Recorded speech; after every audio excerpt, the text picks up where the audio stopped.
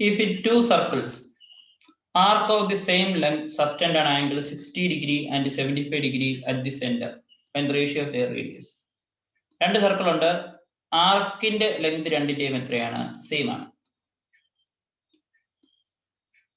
Okay, അപ്പം ആദ്യത്തെ circle ആണെങ്കിൽ L(R1) അങ്ങനെയാണ് ഇവിടുത്തെ θ1. രണ്ടാമത്തെ സെയിം L തന്നെ, പക്ഷെ റേഡിയസ് R2, അങ്ങനെ ആംഗിൾ എത്രയായിരിക്കും? θ2. Two circle, arc of same length, L length same ആണ്, സബ്റ്റൻഡ് ആണ് ആംഗിൾ 60 ഡിഗ്രി. അപ്പൊ ആദ്യത്തെ ആംഗിൾ θ1 60 ഡിഗ്രി, രണ്ടാമത്തെ ആംഗിൾ 75 ഡിഗ്രി. പക്ഷെ കുഴപ്പമുണ്ട്, നമ്മൾ റേഡിയനിലോട്ട് കൺവേർട്ട് ചെയ്യണം. എങ്ങനെയായിരിക്കും? 60 എന്ന് പറഞ്ഞാൽ 60 ടൈംസ് π/180. അപ്പൊ നമുക്ക് എത്ര കിട്ടും? π/3. ഇതെന്ന് പറഞ്ഞാൽ എത്ര കിട്ടും? 75 ഡിഗ്രി ടൈംസ് π/180. സിംപ്ലിഫൈ ചെയ്യുക, നമുക്ക് 5π/12 എന്ന് കിട്ടും. അത് എടുത്തിട്ട് നമുക്ക് ഈ കൺവേർഷൻ ഉപയോഗിക്കത്തുള്ളൂ. അപ്പൊ ഇവിടെ π/3 5π/12. അടുത്ത് നമുക്കറിയാവുന്ന എന്താണ്? θ L/R ആണ്. L = R(θ). രണ്ടിന്റെ ലെങ്ത് സെയിം ആണെന്ന് പറഞ്ഞിരിക്കുന്നത്. അപ്പൊ എന്ത് എഴുതാം? R1 θ1 = R2 θ2. എന്തുകൊണ്ടാണ്? രണ്ടിന്റെ ലെങ്ത് സെയിം ആണെന്ന് പറഞ്ഞിട്ടുണ്ട്. ആർക്ക് ലെങ്ത് എന്ന് പറയുന്നത് R ടൈംസ് എത്രയാണ്? തീറ്റയാണ് എന്ന് പറഞ്ഞാൽ എത്ര കിട്ടും? R1 π/3, R2 5π/12.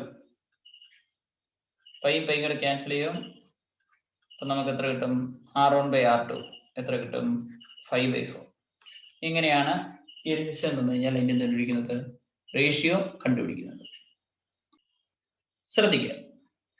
In a circle of diameter 40 cm, length of the chord is 20 cm. Find the length of minor arc of chord. Diameter 40 cm, radius 20 cm. AB chord length 20 cm. ഇതാണ് AB 20 cm chord. Okay, നമ്മൾ minor ആർക്ക് എന്ന് പറയുന്ന ഏതാണ്? ഇതായിരിക്കും minor ആർക്ക്. ഏതായിരിക്കും?